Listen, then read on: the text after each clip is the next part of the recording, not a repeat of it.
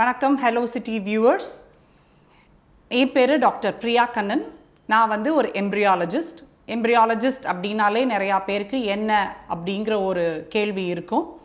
ஐவிஎஃப்பில் பொறுத்த வரைக்கும் ரெண்டு சைடு உண்டு. ஒன்று வந்து பேஷண்ட் சைடில், அதாவது கைனகாலஜிஸ்ட் பார்க்குறவங்க, அது வந்து பேஷண்ட்டை ப்ரிப்பேர் பண்ணுறவங்க.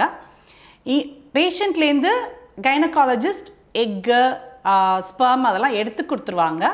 அதை வந்து ஐவிஎஃப் லேபில், அங்கே தான் நம்ம டெஸ்ட் டியூப் பேபி அப்படின்னு சொல்லுவோம், அந்த ஐவிஎஃப் லேபில் அந்த எக்கையும் ஸ்பெர்மையும் சேர்த்து எம்ப்ரியோ, அதாவது கருவை உருவாக்கி அந்த கருவை வந்து வளர வச்சு அதில் ஏதாவது ப்ரொசீஜர் பண்ணணுன்னா ப்ரொசீஜர் செஞ்சு அந்த கருவை வந்து திரும்ப பேஷண்ட்டோட கர்ப்பப்பைக்கு கொடுக்கறது தான் எம்ப்ரியாலஜிஸ்டோட வேலை.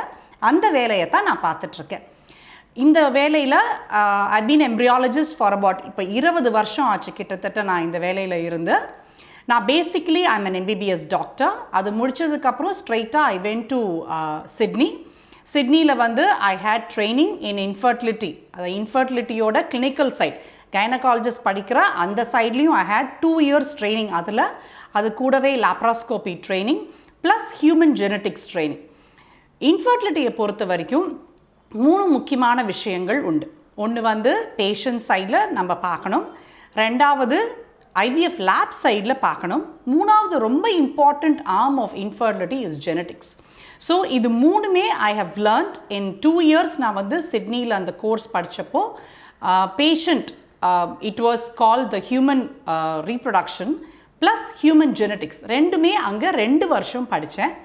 அதுக்கப்புறமா 1 year I went to Melbourne to do masters in clinical embryology.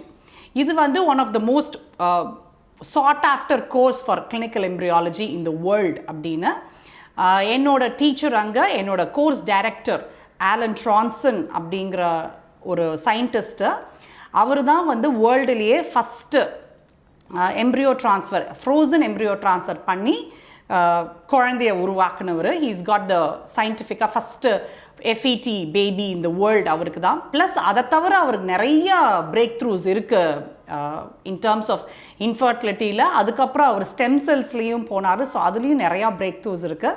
So I think I have been blessed to have been trained under 2 major stalwarts of fertility. ஒன்று வந்து professor Ian Fraser in Sydney and Professor Alan Tronson in Melbourne. So all 3 things இதெல்லாம் முடிச்சுட்டு then I came back to India because அப்போ 20 years ago இப்போ இருக்கிற மாதிரி அத்தனை infertility clinics இல்லை. பேசிக்லி பிகாஸ் அவ்வளோ ட்ரைனிங் ப்ரோக்ராம்ஸ் இல்லை. ப்ளஸ் வந்து எம்ப்ரியாலஜிஸ்ட் அப்போ ரொம்ப ரொம்ப ரொம்ப கம்மி பேர் இருந்தாங்க. ஸோ நான் வந்து even though I got the permanent residency in Australia, I came back here to work for our country because அப்போ இங்கே எம்ப்ரியாலஜிஸ்டே கிடையாது. சென்னையில் பொறுத்த வரைக்கும் நாங்கள் 4-5 பேர் இருந்தோம், அவ்வளோதான் இருந்தோம். பாம்பேலேருந்து வந்து தான் கேஸ் பண்ணிட்டு போகிற மாதிரி இருந்தாங்க. பட் நாங்கள் வந்ததுக்கப்புறம் we started training so many people into embryology. இப்போது என்னோட like my peer group in Chennai of embryologists அப்படின்னு எடுத்தாலே we are about 200 of us in Chennai alone. So அத்தனை பேரை நாங்கள் ட்ரெயின் பண்ணியிருக்கோம். So we are very proud to say that we been able to get more people. ஏன்னா more people வர தான் நம்ம பேஷண்ட்ஸ் கேர் நல்லா இருக்கும் இல்லையா? That is the most important thing. So இது வந்து என்னோட கெரியரோட ஒரு ஸ்மால் ஜிஸ்ட். இதை தவிர I have a very major interest in human genetics. So நான் வந்து when I was working in the MGR Medical University, நான் வந்து KMCலையும் KGHலையும் we conducted a free genetic clinic. So அதில் வந்து we had done major projects with the UGC with the recurrent pregnancy loss patients. recurrent pregnancy loss அப்படின்னா 3 மாதத்துக்குள்ள 2-3 தடவைக்கு மேலே abortion ஆகிறவங்களை எடுத்து நாங்கள் ஸ்டடி பண்ணியிருக்கோம். அதில் வந்து we had fantastic results which we have submitted to the UGC. So this is in short my career. So patient care is the center of our whole career. வேறு எதுவுமே எங்களுக்கு I think it's come secondary. இப்போ நான் வந்து basically நான் இப்போ உங்கள்கிட்ட வந்து கான்சன்ட்ரேட் பண்ண போகிறது வந்து இன்ஃபர்டிலிட்டி பற்றி. ஜெனட்டிக்ஸை பற்றி இன்னொரு நாள் நம்ம பேசிக்கலாம். அது இன்னொரு கடல் மாதிரியான ஒரு இது. But it is going leaps and bounds no. இப்போ நம்ம பார்க்குற எல்லாமே, இப்போ கோவிடில் வந்து நமக்கு வேக்சின் அப்படின்னு ஒரே வருஷத்தில் நமக்கு வேக்சின் வந்துச்சு. That is basically it is only due to the advancement in genetics. வேறு எதுவுமே கிடையாது. நம்ம ஜெனட்டிக்ஸில் இவ்வளோ அட்வான்ஸ் ஆனதுனால தான் நம்ம என்னென்னோ டெஸ்ட்டெல்லாம் பண்ணிகிட்ருக்கோம் இப்போ நம்ம. It's amazing, but that's a completely different ocean of its own. அதை இன்னொரு நாள் பேசலாம். இன்றைக்கி we will concentrate on infertility. இப்போ நான் உங்களுக்கு இன்ஃபர்டிலிட்டியில் வெறும் போரிங்காக வெறும் ஐவிஎஃப் லேபை பற்றி மட்டும் சொல்லாமல் I am also going to give you ஒரு பேஷண்ட் ஃபஸ்ட்டு நம்ம என்ன பார்க்க போகிறோம். ஒரு patient when they come to an infertility clinic என்ன நடக்கும் அங்கே அவங்களுக்கு. ஸோ ஏன்னா இதுக்கு பயந்துட்டே அங்கே போனால் நிறையா டெஸ்ட்டு செய்வாங்க, எங்களுக்கு நிறையா ப்ரொசீஜர்ஸ் இருக்கும், வலிக்கும் அப்படின்னு பயந்துட்டு வராதவங்க நிறையா பேர் இருப்பாங்க. அந்த மாதிரி இருக்கிறதுக்கான அவசியம் கிடையாது. Very simple things. நீங்கள் எந்த டாக்டர்கிட்ட போனாலும் எந்த பிரச்சனைக்காக போனாலும் சில டெஸ்ட் எடுக்க போகிறோம். கரெக்டாக நீங்கள் வயிற்று வலின்னு போனாலும் சில டெஸ்ட் எடுத்தால் தானே நமக்கு என்ன பிரச்சனைன்னு தெரியும். ஒன்றுமே பார்க்காம நம்ம கண்ணால் பார்த்து நம்ம எல்லா ப்ராப்ளம்ஸையும் சொல்ல முடியாது இல்லையா, அந்த மாதிரி. ஸோ அதே மாதிரி இதுக்கும் சில டெஸ்ட்டு உண்டு. But first and foremost, what is the most important thing when you come into an infertility clinic na, நாங்கள் ஃபஸ்ட்டு நீங்கள் வந்தோடனே ஒரு எலாபரேட்டாக ஒரு ஹிஸ்ட்ரி எடுப்போம். அதுதான் எங்களுக்கு ஃபஸ்ட் அண்ட் ஃபோர்மோஸ்ட் திங். ஏன்னா அதில் தான் நாங்கள் நிறையா உங்களோட பிரச்சனைகள் என்ன இருக்குது, ஏதாவது பிரச்சனைகள் இருக்கா இல்லையா, இதை டெடியூஸ் பண்ணி அதுக்கான என்ன டெஸ்ட்டை எழுதணும் அப்படிங்கிறத அதுலேருந்து தான் எடுப்போம். இந்த history is going to be extremely elaborate. ஒரு அரை மணி நேரத்துலேருந்து 3/4 மணி நேரம் வரைக்கும் செலவு பண்ணுவோம் பேஷண்ட்ஸோட on their first visit. And that I consider as the most important thing which I do with my patient. ஒரு அரை மணி நேரம் I talk to them. அப்போ தான் we get to know each other. பேஷண்ட்டுக்கு என்ன ப்ராப்ளம், வேறு ஏதாவது they want to discuss with me, they want to have small counseling session-ம் அதில் நடந்துரும். ஏன்னா அப்போ என்ன பிரச்சனைங்க தெரிஞ்சோன்னே we will be able to tackle it. இந்த ஃபஸ்ட்டு ரெஜிஸ்ட்ரேஷன், அதாவது ஃபஸ்ட்டு ஹிஸ்ட்ரி டேக்கிங், ஃபஸ்ட்டு விசிட்டில் பேஷண்ட்டோட ஹைட், வெயிட், பிபி, பிஎம்ஐ இது முதற்கொண்டு எடுப்போம். இது எடுத்துட்டு ப்ளஸ் அவங்களோட ஒரு ஃபீமேல் பார்ட்னர், அதாவது அந்த ஒய்ஃப் ஃபீமேல் பார்ட்னர் அப்படின்னு எடுத்தோம்னா அவங்களுக்கு சைக்கிள்ஸ், அவங்களோட மென்சஸ் பற்றி முக்கியமாக எலாபரேட்டாக தெரிஞ்சுக்கணும். ஸோ அவங்களுக்கு ரெகுலராக சைக்கிள்ஸ் வருதா வரலையா, அவங்களுக்கு வலி இருக்கா இல்லையா, கிளாத்ஸ் இருக்கா இல்லையா, இதுக்கு பீரியட்ஸ்க்கு முன்னாடியும் பின்னாடியும் ஏதாவது பிரச்சனைகள் இருக்குதா, இது மாதிரி கரெக்டாக கேட்டு தெரிஞ்சுக்கும். ஸோ இதில் கேட்டு தெரிஞ்சுட்டு அதுக்கப்புறம் அவங்களோட மெடிக்கல் அண்ட் சர்ஜிக்கல் ஹிஸ்ட்ரி, அதாவது அவங்களுக்கு ஏற்கனவே ஏதாவது மெடிக்கல் ப்ராப்ளம்ஸ் இருக்குதா, சச்சஸ் சின்ன வயசில் ப்ரைமரி காம்ப்ளெக்ஸ்க்கு ஏதாவது ட்ரீட்மெண்ட் எடுத்திருக்காங்களா, டிபிக்கு ஏதாவது ட்ரீட்மெண்ட் எடுத்திருக்காங்களா, ஏற்கனவே அவங்களுக்கு சுகர், பிபி இதெல்லாம் இருக்கா, தைராய்டுக்கு இல்லை ப்ரொலாக்டின் ப்ராப்ளம் இது எதுக்காவது ட்ரீட்மெண்ட் எடுத்திருக்காங்களா, வேறு ஏதாவது பிரச்சனைகளுக்காக அவங்க மருந்து மாத்திரை எடுத்துகிட்டு இருக்காங்களா, such as wheezing, fits or any other disorders. இதை தவிர அவங்களுக்கு ஏதாவது மருந்துக்கு அலர்ஜி இருக்கா, ப்ளஸ் அவங்களுக்கு ஏதாவது சர்ஜரிஸ் நடந்திருக்கா, சச்சஸ் எனி சர்ஜரிஸ், ஓப்பன் சர்ஜரிஸாகவும் இருக்கலாம், லாப்ராஸ்கோப்பியாகவும் இருக்கலாம், எண்டாஸ்கோப்பியாகவும் இருக்கலாம், ஹிஸ்டோஸ்கோப்பியாகவும் இருக்கலாம், சின்ன ஒரு ஐஎன்டியாகவும் இருக்கலாம். எதுவாக இருப்பினும் we consider it very important and we make a note down. Especially அவங்களுக்கு முன்னாடி அப்பெண்டிக்ஸ்க்கு சர்ஜரி பண்ணியிருக்காங்களாங்கிறது it's a very important question we ask. Because post appendix surgery கொஞ்சம் நமக்கு அடிஷன்ஸ் வரலாம் அப்படின்னு இருக்கிறதுனால அப்பெண்டிக்ஸ் சர்ஜரி பண்ணியிருக்காங்களா, அடிக்கடிக்கு முன்னாடி யூரினில் இன்ஃபெக்ஷன் வந்திருக்கா, இதெல்லாம் இட்ஸ் அ வெரி இம்பார்ட்டண்ட்டாக நாங்கள் ஸ்பெசிஃபிக்காக ஹிஸ்ட்ரி கேட்டு நாங்கள் எழுதிக்குவோம். இதை தவிர இதுக்கு இன்னொரு வெரி இம்பார்ட்டன்ட் திங் இஸ் நம்ம மேரேஜ் பற்றின ஹிஸ்ட்ரி. அதாவது கல்யாணமாய் ஹஸ்பண்ட் அண்ட் ஒய்ஃப் கல்யாணத்துக்கு முன்னாடியே அவங்க ரிலேஷனா, கன்சாங்னிட்டி அப்படின்னு சொல்லுவோம். அந்த ரிலேஷனா அப்படிங்கிறது தெரிஞ்சுக்கிறது இஸ் வெரி இம்பார்ட்டண்ட்.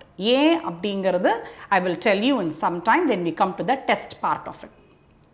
அவங்க ரிலேஷன் அப்படின்னா எப்படி ரிலேட்டட், ஃபஸ்ட்டு டிகிரி ரிலேஷனா, செகண்ட் டிகிரி ரிலேஷனா, தேர்ட் டிகிரி ரிலேஷனா, இல்லை டிஸ்டன்ட் ரிலேஷனா, இதை நாங்கள் கிளியராக எழுதி வாங்கிக்குவோம்.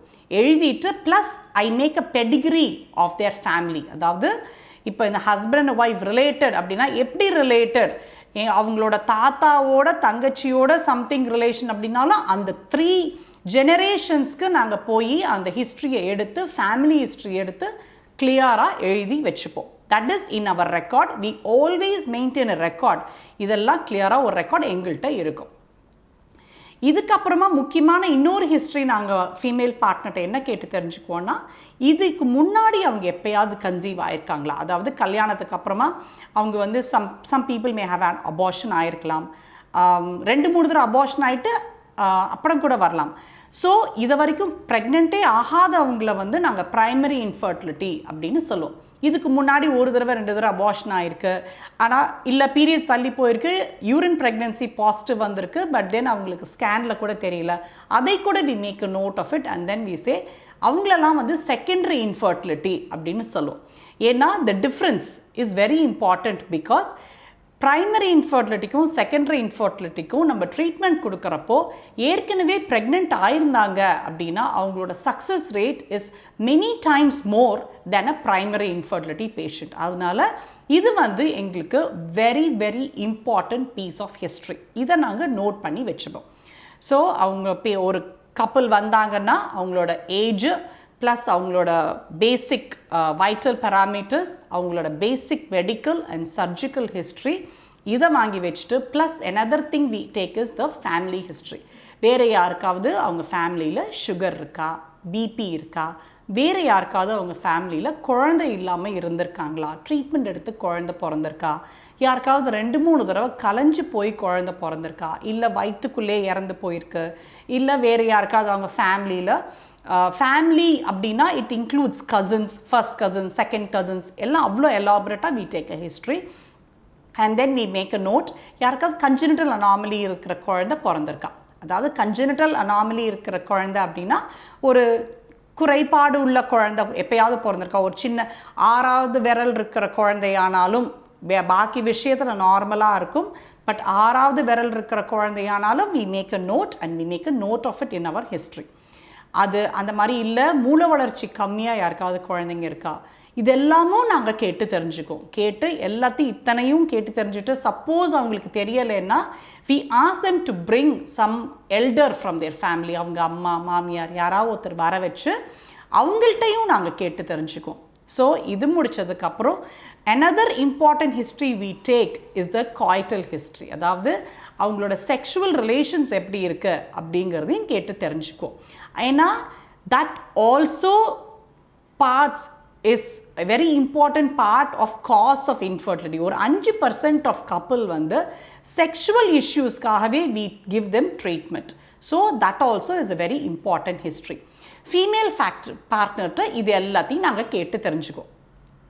ப்ளஸ் இப்போ மேல் பார்ட்னர் எப்போவுமே வந்து ஒரு இன்ஃபர்டிலிட்டி கப்பலுக்கு நம்ம ட்ரீட் பண்ணுறோம் அப்படின்னா it is never a single person treatment, it is always a couple treatment.